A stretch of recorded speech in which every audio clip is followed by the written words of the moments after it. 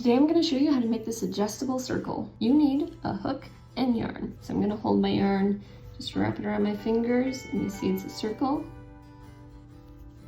Okay, so now you're going to grab the circle and just pinch right here so that the yarn doesn't get loose, so I can't pull on this end.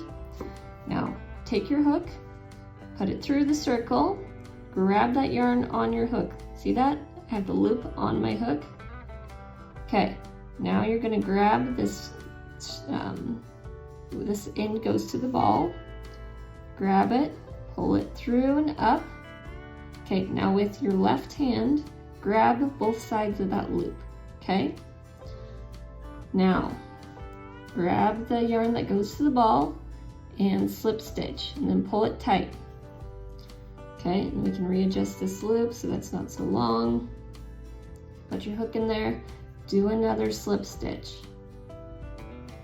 Okay, good. Now, you can simply just double crochet or half double crochet, whatever you're gonna do in this magic loop or magic ring. And you get going.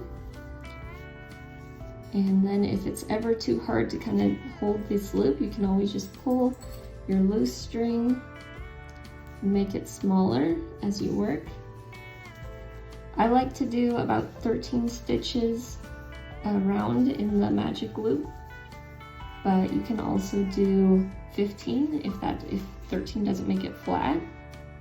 But usually 13 or 15 will make your ring flat. All right.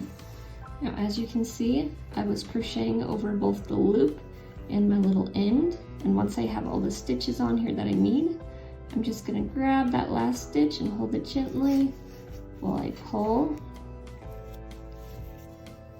And you're just gonna pull it tight. And there you go. And then you can just slip stitch to your first stitch.